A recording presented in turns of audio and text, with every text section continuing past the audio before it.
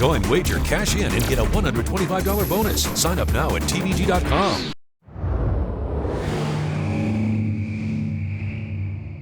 As we continue our look back, the year in review for 2013, I have a panel of experts to my left that I've had the pleasure of working with all year long that will give you their best of 2013. Matt Carruthers, Caleb Keller, and Simon Bray. And when you think of the year that has just gone by, Matt, what sticks out in your mind? Well, I'm kind of proud because I'm an old guy now at 44. I thought it was the year of the old guy. Really, don't you think? I mean, Gary Stevens hadn't ridden in 8 years, comes back at 50. Mike Smith winning the races that he did at the age of 47.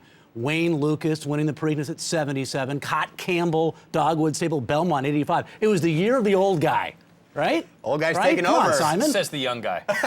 It was. You got to give some love for the pioneers of the game, and they were just doing it from all over the place. Gary Stevens, I think, for the most part. I think towards the end of the year, Matty really stole the show with his brilliant ride there in the Breeders' Cup Classic. And, you know, I mean, for the horse racing fans out there, what were your expectations of Gary Stevens on the comeback and how good he would be? Because towards the end of the year, he really claimed that top spot once again. When did he come back? January 6th? January 6th. He came back? Yeah, the comeback started January the 6th. He rode his first stakes win off his retirement almost a month later, February the 9th, with Slim Shady and the San Marcos, and it continued through the end of the year, as Caleb was talking about. But, I mean, the Breeders' Cup for me was his pièce de résistance, if you will, winning the first Breeders' Cup distaff and the Breeders' Cup Classic with Mucho Macho Man. I mean, a ride, just absolute talent.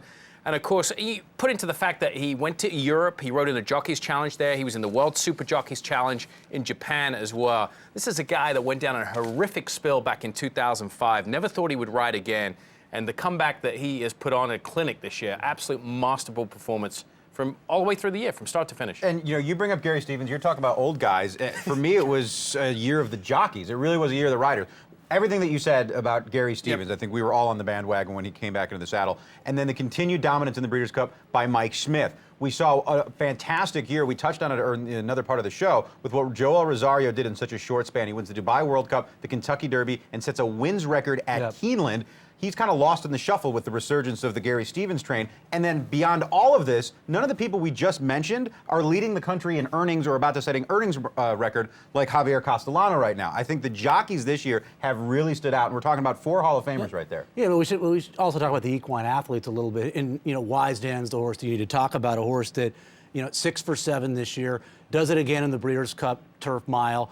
A horse that won at 5 different locations this year. And I thought his win at Woodbine, in the Woodbine Mile, in which he went 131 and 75 100ths, 2 ticks off the world record for the mile. Didn't have the cleanest trips in the world, didn't have a very clean trip, broke poorly in the Breeders' Cup Mile. I mean, he's really, looking back, one of the great milers we've ever seen. You know, Mike, I mean, part of the great moments, you have, you know, horses that have standout performances, but what I love about the racetrack is that sometimes you get those little moments in between with the connections that are great. And at Keeneland in the fall meet, Rusty Arnold had that unbelievable streak going of having at least one winner in each of the meets at Keeneland that he had saddled one horse since the spring of '86. And towards the end of the fall meet, he was down to his last chance. I think he was somewhere in the ballpark of 0 for 20, 0 for 25. Had a lot of promising 2-year-olds that, you know, just weren't working out for him, and anybody, you know, can be adept for a little bit of a cold streak, but his last horse and his last chance was exothermic on the final day, and the horse wins to keep that streak going. That was just really awesome for Rusty. He's a class act, and the way that he handled, you know, the streak possibly coming to an end was pretty cool. So to keep it going was pretty special. Speaking of Keeneland, real quick, Mike, before we wrap it up, an honorable mention to Ken and Sarah Ramsey and Kitten's Joy. This is a stallion that went to stud a couple of years ago, and without the support of the owner, Ken and Sarah Ramsey, would never have made it in the United States. This horse didn't have the credentials to become a top U.S. stallion. Not a sprinter on the dirt, flashy. Kitten's Joy dominated mainly at Keeneland all those races for Ken and Sarah Ramsey. They've had a tremendous year. And the other thing, finally, was you also, I thought it was the year of horses coming back. You had some of the great horses from 2012. You know, in the age we live in, where horses retire on the premature side, most of our great horses from 2012 came back in 2013, and the horse maybe ended 2013 as the best horse. Will take charge. We'll see him again in 2014. It took us that long to get to Kitten's Joy, who pulled off one of the most remarkable feats we've ever seen, winning all those grade 1s in one single day. Correct. And that just gives you an idea of how special of year 2013 was. Perhaps the best of 2013 was a little better than I thought before I got to sit down with you gentlemen. Thanks a lot, guys. Well, Simon, we could help you. Caleb, Matt. Yeah, make it clearer for you. Well, the best of 2013 certainly was better than most years in the sport of thoroughbred racing.